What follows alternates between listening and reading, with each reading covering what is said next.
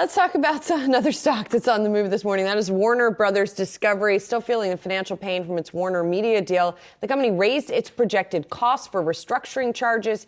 It's scrapping planned content by $1 billion here. The company says pre-tax restructuring charges will be as much as $5.3 billion through 2024. That's $1 billion higher than its prior prediction. And it just keeps sort of paying the piper here. Yeah, and here's my CFA level analysis. They just paid too much for the asset. They underestimated the future cash flow and potential of this business. And I wouldn't be surprised if we're sitting here next year having the same discussion of more asset write-downs. They just paid too much for a business that had a lot of bloated costs, as you continue to see them cutting a lot of costs internally. Yeah, and I mean, this, in what they've kind of signaled about the future of the not just content space, but overall streaming and their shift to streaming, how much they've spent to try and play in streaming, but then at the same time trying to build up and differentiate their content versus other platforms. Other platforms have had a massive head start even prior to this deal fully coming together and being consummated, so that they could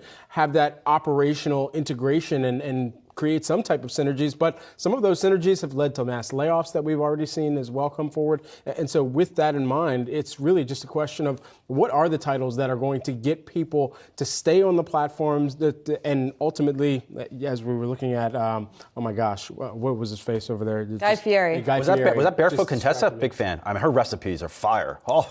I do have one of her cookbooks. They're amazing. Like Ina Garten. OG. She's an OG. I do not have any Guy Fieri cookbooks.